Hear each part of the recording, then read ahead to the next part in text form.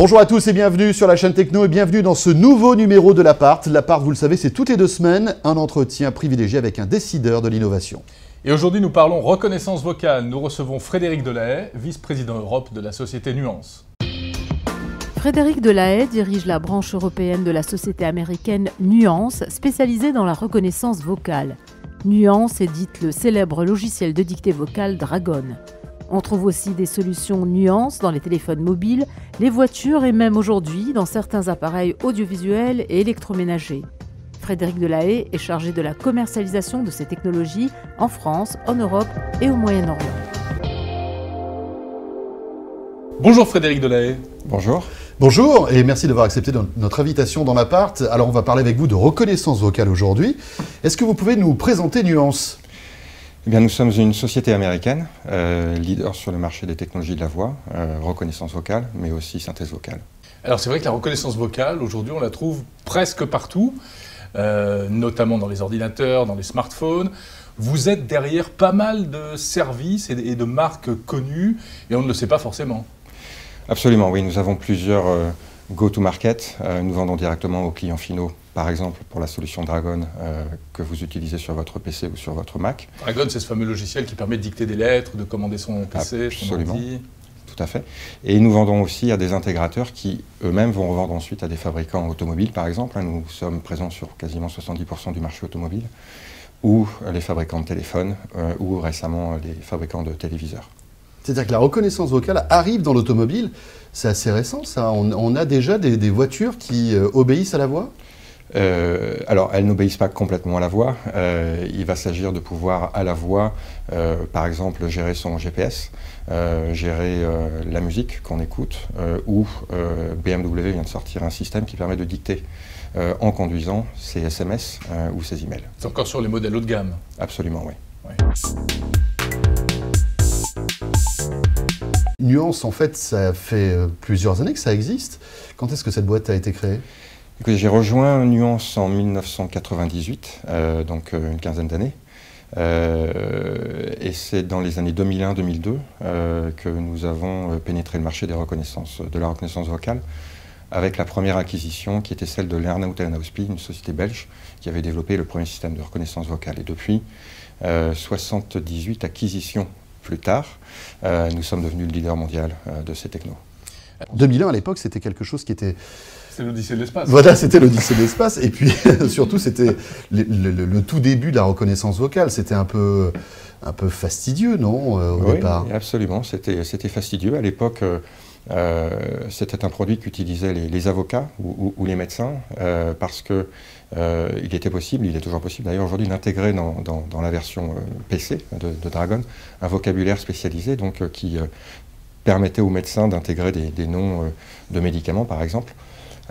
Mais l'utilisation du logiciel d'une manière assez commune pour rédiger un email, par exemple, était assez fastidieuse, assez longue. En 10 ans, Nuance a développé le produit, d'une part, et on a aussi bénéficié de l'avancée par exemple, de la puissance des PC qui permettent de stocker plus de data, plus de mots, qui donc rendent le logiciel besoin de puissance machine. Exactement. Pour la reconnaissance vocale. Et aussi les micros qui sont devenus plus performants aujourd'hui et qui permettent d'isoler, en fait, même dans une salle bruyante, le dictant de personnes qui pourraient être à côté, qui pourraient être une nuisance. Donc on a à la fois développé nos produits et bénéficié effectivement d'un environnement plus favorable de la part des fabricants de PC. Donc Nuance, petite start-up, il y a encore quelques années, et aujourd'hui ? Écoutez, on était 200 personnes en 1998, on est 12 000 aujourd'hui. On faisait 100 millions de chiffre d'affaires en dollars, on va faire 2,2 milliards cette année, donc une des plus grosses croissances de sociétés américaines sur le marché. Oui. La conquête je dis la conquête parce que c'est un peu ça, la conquête de la reconnaissance vocale, se fait comment ? Ça a été une lente progression ou il y a eu des étapes importantes, des moments clés ? Oui, le deuxième moment clé, il est en fait assez récent. Il est le jour certainement où Steve Jobs a décidé d'intégrer la reconnaissance vocale dans un iPhone. Ce jour-là, je pense qu'Apple a montré que le produit était mature, pour qu'on puisse, entre guillemets, démocratiser son utilisation. On en revient aux avocats, aux médecins d'il y a 15 ans. C'était, entre guillemets, une niche. Aujourd'hui, c'est complètement démocratisé. N'importe qui peut utiliser la reconnaissance vocale sur quelque plateforme que ce soit, le PC ou son téléphone, son smartphone, pour une utilisation qui est aussi bien email, SMS ou professionnelle avec Word ou PowerPoint, par exemple. Cette voix, les gens se posent souvent la question, est-ce que c'est une voix 100% synthétique? Est-ce que ce sont des mots enregistrés? Est-ce que c'est un monsieur ou une dame qui parle? Non, bien sûr, c'est une voix de synthèse. C'est un des sujets qui me passionne. En fait, on est capable aujourd'hui de créer des voix. On a des clients qui, par exemple, vont nous demander de créer une voix qui va leur permettre en fait d'identifier la société. Mais vous partez quand même d'échantillons humains ou pas du tout? Oui, d'échantillons humains qu'on peut ensuite mélanger les uns aux autres. Et on est capable aujourd'hui de faire ce qu'on appelle une custom voice, une voix customisée. Et vous pourriez prendre le timbre de voix de Jérôme et le faire parler et lui faire raconter à peu près n'importe quoi. Écoutez, je peux en parler à votre employeur. On peut effectivement recréer votre voix et vous pouvez rester à la maison. Vous savez que j'en rêve, formidable. Voilà, qu'il puisse écrire des chroniques radio. J'en rêve depuis des années. C'est top. Absolument, c'est tout à fait. Vous nous en mettrez deux. Voilà, il n'y a pas de souci. On est preneur. Frédéric Delahaye, alors j'imagine que malgré tout, il y a eu des moments un peu plus compliqués durant, on va dire, l'existence de Nuance. Quelles sont les phases, à votre avis, de Nuance? Écoutez, lorsque la reconnaissance vocale est apparue sur le marché, il y a eu des attentes, certainement supérieures à ce que le produit pouvait, à l'époque, il y a 15 ans, fournir en termes de qualité. Et je dirais que ce à quoi nous nous heurtons, encore aujourd'hui, c'est de la part des gens, certaines doutes. Oui, j'ai entendu dire que la reconnaissance vocale ne marchait pas très bien. Voilà, c'est ce doute. Ça n'a pas forcément une bonne image, en fait. Je pense que les attentes ont été trop importantes par rapport à ce que ça pouvait fournir à l'époque. Aujourd'hui, on est là, la technologie, elle est mature. Mais il y a encore certaines personnes qui peuvent avoir des doutes et c'est ce que nous devons au quotidien, en fait. Mais c'est vrai qu'il y a parfois des choses un peu déceptives. Vous parliez de Dragon, ce logiciel de dictée vocale. Au début, il fallait un long il y avait une période d'apprentissage, etc. Il fallait dire des textes pendant 1 heure sur son ordinateur. Il fallait vraiment vouloir l'utiliser. Ouais. C'était pas très plug and play. Tout à fait. C'est pour ça que nos premiers utilisateurs étaient des médecins et des avocats, parce que sur la durée... Non, parce que le retour... Merci de nous regarder pour la dernière fois. Donc, le retour sur investissement valait la peine, en fait.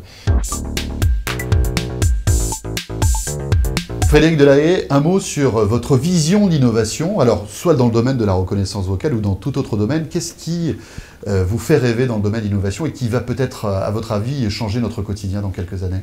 Je pense que la biométrie, qui est un sujet sur lequel Nuance travaille aussi d'ailleurs, va être quelque chose d'important. La biométrie, c'est la possibilité de reconnaître l'empreinte vocale de chaque individu, qui va permettre aussi de dissocier en fait, la personne par rapport à une autre. Ça a des avantages d'un point de vue de la sécurité, par exemple. À quoi ça pourrait servir? L'identification individuelle, par exemple, lorsque vous peut remplacer un passeport un jour, et d'ores et déjà aujourd'hui est utilisé par une banque anglo-saxonne qui va permettre au système de reconnaître l'individu sans avoir à rentrer un mot de passe. Et cette personne pourra ensuite effectuer des mouvements bancaires via le téléphone. Tout à l'heure, vous avez évoqué dans les innovations futures dans le domaine de la reconnaissance vocale, la biométrie. Par exemple, ma voix est unique au monde. Alors bon, sans parler de sa qualité ou de sa... Je veux dire, on a un timbre de voix unique, un peu comme une espèce d'empreinte digitale. Absolument. Est-ce qu'un Nicolas Canteloup ou un Laurent Gérard pourrait ouvrir ma porte à ma place, s'il m'imite? Ou est-ce que c'est plus compliqué que ça? Je pense que c'est plus compliqué que ça. Et effectivement, l'empreinte vocale, comme l'empreinte digitale, est absolument unique. On a passé des accords avec une grosse banque anglo-saxonne qui a ouvert un service qui permet à ses clients d'être identifiés par l'empreinte vocale et ces clients peuvent ensuite passer des ordres de bourse au téléphone. Donc c'est d'un point de vue sécurité, oui, quelque chose qui est très très performant. Ouais. Alors Nuance est une entreprise américaine, mais vous avez des ingénieurs, des centres de recherche aussi en Europe? Oui, absolument. Oui, on a des centres de recherche un petit peu partout. En Europe, par exemple en Hongrie, en Ukraine, en Angleterre et en Belgique. Pas en France? Pas en France, non. Les ingénieurs français On a des ingénieurs français, on a beaucoup de linguistes Ouais. français, effectivement, oui, bien sûr. Mais ce sont des gens qui ont été délocalisés aux États-Unis. Pas pour des raisons fiscales, j'entends tout de suite. Je sentais la question arriver. On n'a rien dit. D'accord. Frédéric Delahaye, on va terminer un petit peu avec des questions plus personnelles. Est-ce que vous êtes un geek? Est-ce que vous aimez les nouvelles technologies? Est-ce que vous parlez à votre smartphone? Et quel smartphone avez-vous? Écoutez, je suis geek, mais ma fille est encore plus geek que moi. Et je pense que les générations à venir aujourd'hui vont être encore plus friandes de ce genre d'opération. Je parle de ma fille parce qu'elle me subjugue. Elle utilise la reconnaissance vocale à 9 ans pour interagir avec ses amis. Elle dicte ses emails, elle dicte ses SMS. Et elle m'a dit un jour, papa, pourquoi est-ce que tu utilises un clavier? Et je pense que c'est un signe. Il est plus royaliste que le roi. Absolument, non. Je pense que c'est un signe. Vous savez, je pense que c'est elle qu'on aurait dû inviter finalement. Elle aimerait être sur un plateau, c'est sûr. Mais je pense qu'il y a, vous savez, il y a une quinzaine ou une vingtaine d'années, lorsque les ordinateurs sont arrivés, les secrétaires avaient du mal à croire qu'un jour on pourrait leur retirer leur machine à taper. Je pense que l'évolution de nos technos va aller très vite et ça va rentrer dans les mœurs. Ouais. Alors vous êtes plutôt iPhone, Android, Windows Phone, BlackBerry? Alors une réponse de Normand, en fait je suis iPhone pour lire mes emails et je suis BlackBerry pour les écrire. Ah, c'est original. Donc vous avez 2 smartphones? Absolument, oui. Ouais. Et pourquoi vous ne vous servez pas de la dictée vocale sur l'iPhone pour envoyer vos mails? Alors je le fais sur le BlackBerry. Je dois le faire en anglais lorsque je travaille. Et j'ai une version française installée sur mon PC. Voilà. Les réseaux sociaux, est-ce que vous êtes présent sur Facebook, Twitter? Est-ce que c'est un domaine qui tweeter à la voix aussi? Voilà. Absolument, on peut tweeter à la voix, on peut mettre à jour son profil Facebook à la voix. Il faut bien relire avant de cliquer sur envoi. Il vaut mieux, effectivement, oui, absolument. Ouais. Parce que moi, en général, quand je lui envoie des messages vocaux pour lui dire bonjour, ça se transforme en salut, ça se transforme en sushi, ou des choses comme ça. Donc, La dernière fois, bonjour, moi c'était Blinis, donc c'est un peu bizarre. Tout dépend à qui on l'envoie, ça peut jeter un froid. On arrive à se comprendre malgré tout. Oui, c'est ça.